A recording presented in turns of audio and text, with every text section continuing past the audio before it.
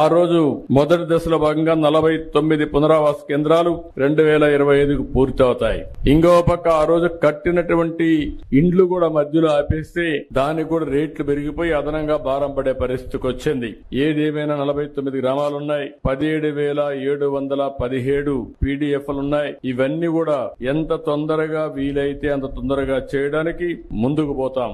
ఇప్పుడే మిత్రులు ఒక విషయం చెప్పారు, కొంతమంది పేర్లు కూడా డిలీట్ అయినాయి, బయట పోతే అవన్నీ కూడా ఇవ్వడం లేదని చెప్పి అడ్మినిస్ట్రేషన్ కి చాలా స్పష్టంగా ఆదేశాలు ఇస్తున్నా. జెన్యూన్ గా ఉండే ప్రతి ఒక్క పైసా కూడా మీకు పే చేస్తాం, ఎక్కడ దానికి అనుమానం అవసరం లేదు. కానీ అదే సమయంలో కొంతమంది మోసం చేసే వ్యక్తులు కూడా ఉంటారు. అలాంటి వాళ్ళ పట్ల అప్రమత్తంగా ఉండండి. ఇది గవర్నమెంట్ ఆఫ్ ఇండియా ఇచ్చే ప్రాజెక్టు. డాక్యుమెంటరీ ఎవిడెన్స్ కరెక్ట్ గా లేకపోతే మనం గాని ఎక్కడన్నా అన్ని బాగా జరిగి ఒక చిన్న విషయంలో ఎక్కడన్నా తప్పు జరిగినా అది టెక్నికల్ గా కావచ్చు, లేకుంటే ఏ విధంగా తప్పు జరిగినా మళ్ళా మనందరికి చెడ్డ పేరు వస్తుంది, ప్రాజెక్ట్ కి ప్రమాదం వస్తుంది. ఈ విషయం మీరు గుర్తుపెట్టుకోవాల్సిన అవసరం ఉంది. 5 సంవత్సరాలు ప్రాజెక్టు డబ్బులు ఖర్చు పెట్టలేదు, వచ్చిన డబ్బులు డైవర్ట్ చేశారు. దానివల్ల మీరు చూస్తే ఈ రోజు పునరావాస కార్యక్రమాలన్నీ మళ్లీ కొత్తగా టెండర్లు పిలిచాం. ఈ రోజు సిమెంట్ రేటు పెరిగింది, ఖర్చులు పెరిగాయి, ఎప్పటికప్పుడు ఇన్ఫ్లేషన్ ఉంటుంది. మళ్లీ అదనంగా 500 కోట్ల రూపాయలు ఖర్చు అయింది. అంటే ప్రాజెక్టు వల్ల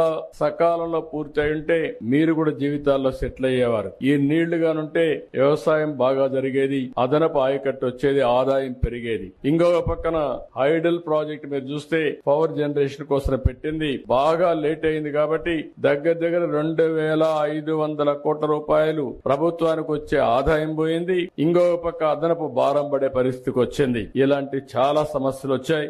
ఏదేమైనా ఒకటే హామీ ఇస్తున్నా, 2027కి పునరావాసం పూర్తి చేయాలని ఒక సంకల్పంతో ముందుకు పోతున్నాం. కానీ వీలైతే ప్రాజెక్టు నీళ్లు వదిలిపెట్టే ముందే మీ అందరికీ పునరావాసం ఇచ్చి తర్వాత ప్రాజెక్టు నీళ్లు వదిలిపెడతామని కూడా నేను మీకు తెలియజేస్తున్నా. అందుకనే ఒక టార్గెట్ పెట్టుకుని 2027 డిసెంబర్ కి ప్రాజెక్టు పూర్తి ఉంటే 2026 డిసెంబర్ కి మీ అందరికీ పునరావాసం కల్పించే కార్యక్రమానికి శ్రీకారం చుట్టమని ఆఫీసర్లందరినీ కోరుతున్నా. వాళ్ళకి కావాల్సిన స్టాఫ్ ఇస్తాం, మనుషులు ఇస్తాం. కలెక్టర్స్ ఇక్కడే ఉన్నారు, సెక్రటరీ గారు ఇక్కడే ఉన్నారు. వారికి ఒకటే ఆదేశాలు ఇస్తున్నా, ఎక్కడ కూడా ఒక్క వ్యక్తి కూడా మిస్ కావడానికి వీలు లేదు. రెండోది, ఎక్కడ ఒక్క రూపాయి కూడా దుర్వినియోగం కావడానికి వీలు లేదు. ఎవరైనా సరే పైరవికారులు గాని దళారులు గాని ఎలాంటి వ్యక్తులు కూడా ఇక్కడ ప్రమేయం లేకుండా చేసే బాధ్యత మీది.